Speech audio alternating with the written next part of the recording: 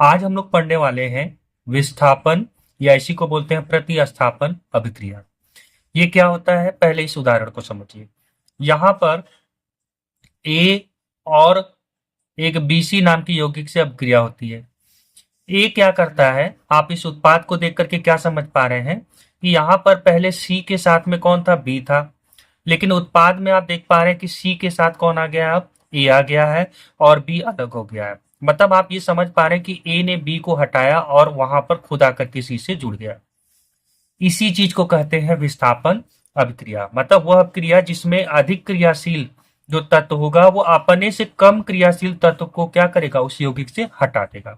जैसे नॉर्मल होता है, एक पावरफुल बंदा है, वो किसी कमजोर बंदे को क्या कर देता है, हटा देता है। समझ लीजिए ऐसा कुछ कहानी है। अगर एक हम उदाहरण से समझें तो यहाँ पर उदाहरण देखिए, आयरन है Fe। इसको जब कॉपर सल्फेट के विलयन में डाला जाता है तो आयरन जो होता है वो ज्यादा क्रियाशील है और कॉपर कम क्रियाशील है।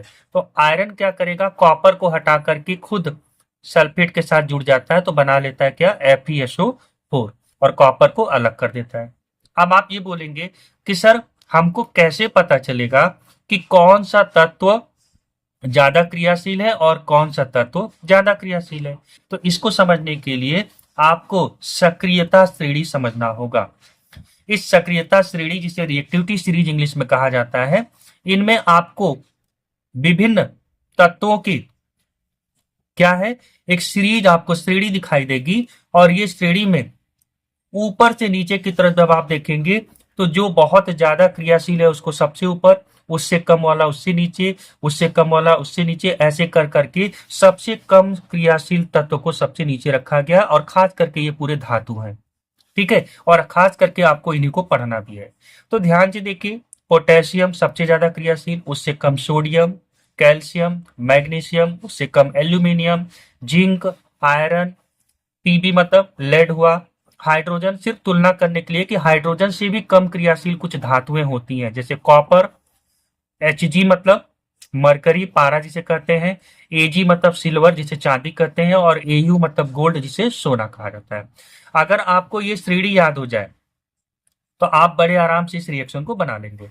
अब आप ध्यान से देखिए, यहाँ पर Fe है और यहाँ पर कॉपर है। आप देखिए यहाँ पर पहले कौन आता है, आप देखिए Fe यहाँ पर है और कॉपर उससे नीचे में है। तो जो ऊपर होगा वो ज्यादा क्रियाशील होगा और जो उससे नीचे में आएगा कम क्रियाशील है। तो आपको ये समझ में आ गया कि यहाँ आयरन जो है ज्यादा क्रियाशील है तुलना में किसके, कॉपर के। इसी वजह से आयरन क्या करता है, कॉपर को यहाँ से हटा दिया और खुद आकर के सल्फेट के साथ में बंध बना करके एक नया यौगिक बना दिया।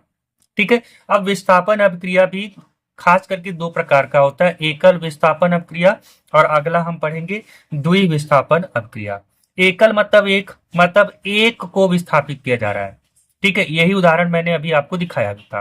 ठीक है, तो यहाँ पर एक हमारा तत्व दूसरे को स्थापित कर रहा है, इसी वजह से इसको कहा जाता है एकल विस्थापन अभिक्रिया। इसके कुछ और उदाहरण है, इसको भी देख लीजिए। यहाँ पर जिंक को कॉपर सल्फेट के साथ में अभिक्रिया करवाया जा रहा है। अब ध्यान दीजिए, जिंक है और यहाँ पर कॉपर है। देखिए कौन ज्यादा क्रियाशील है। तो आप जब क्रियाशीलता श्रेणी को देखेंगे, देखिए यहाँ पर जिंक है और कॉपर काफी नीचे है, तो इसका मतलब जिंक ज्यादा क्रियाशील हुआ और कॉपर क्या हुआ, कम क्रियाशील है। मतलब जिंक कॉपर को हटा सकता है और यही चीज यहाँ पर हो रहा है। जिंक क्या कर रहा है, जिंक कॉपर को हटा करके खुद जो है सल्फेट के साथ जुड़ जा रहा है और बनाएगा क्या, जिंक सल्फेट। दोनों का होता है +2 और इसका -2 होता है आयन, तो इसीलिए कैंसिल हो जाएगा और बनेगा ZnSO4 और कॉपर क्या हो जाता है, अलग हो जाता है। इसी तरह से देखिए, लेड का कॉपर क्लोराइड के साथ अभिक्रिया करवाया गया। कॉपर की संयुक्ता दो मैंने आपको बताया हुआ था, क्यूप्रस और क्यूप्रिक। तो यहाँ पर क्यूप्रिक लिया गया है +2 वाला, दो ये यहाँ ट्रांसफर हुआ और क्लोरीन का -1 यहाँ आएगा तो लिखा ही नहीं जाता है। अब आप जरा क्रियाशीलता में देखिए कॉपर और लेड का, तो यहाँ पर देखिए लेड यहाँ पर है और कॉपर नीचे है, तो लेड ऊपर है, जो ऊपर रहेगा वो अपने से नीचे वाले से ज्यादा क्रियाशील है, तो लेड कॉपर को हटा सकता है। और इसी वजह से यहाँ पर लेड ने कॉपर को हटा करके बना दिया क्या, लेड क्लोराइड बना दिया। ठीक है, इसी तरह से द्वि विस्थापन अभिक्रिया में क्या होता है, यहाँ दो यौगिकों के बीच में आयन का अदला बदली होता है। अब ये क्या होता है, जैसे मान लीजिए एक यौगिक है AB और एक यौगिक है CD। अब A क्या करे, C को हटा करके खुद D के साथ जुड़ जाए तो AD बन जाएगा। अब ये C क्या करे, C A वाली जगह पर चला गया तो क्या बना लेगा, CB बना लेगा। यही चीज होने वाला है। तो चूंकि दो यौगिकों के बीच में अदला बदली हो रहा है तो हम एक तरह से ये बोल सकते हैं कि A ने C को विस्थापित किया, एक बार विस्थापन हो गया, फिर C ने क्या किया, A को विस्थापित किया, ऐसा देख करके लग रहा है। तो दूसरी बार विस्थापन हुआ, तो इसी वजह से हम इसको बोल देते हैं कि ये द्विविस्थापन अभिक्रिया है। एक बार ए ने सी को हटाया, ऐसा देख के लग रहा है, या दूसरे नजरिए से देखें तो सी ने ए को हटाया, इसी वजह से इसको द्विविस्थापन अभिक्रिया कहा जाता है। और खास करके इस अभिक्रिया की बात क्या है कि इसमें अवक्षेप बनते हैं। अवक्षेप क्या होते हैं, एक ऐसा यौगिक बनता है जो जल में घुलनशील नहीं होता है। देखिए यहाँ पर उदाहरण, सोडियम सल्फेट को जब हम बेरियम क्लोराइड के साथ अभिक्रिया करवाते हैं तो यहाँ सोडियम बेरियम को हटा देता है, और सोडियम जब बेरियम को हटाएगा तो क्लोरीन के साथ मिलकर सोडियम क्लोराइड बनाएगा। देखिए ये बना हुआ है, बेरियम आया सोडियम की जगह पर तो बेरियम सल्फेट बनाएगा, तो दोनों का +2 और -2 होता है तो बन गया BaSO4।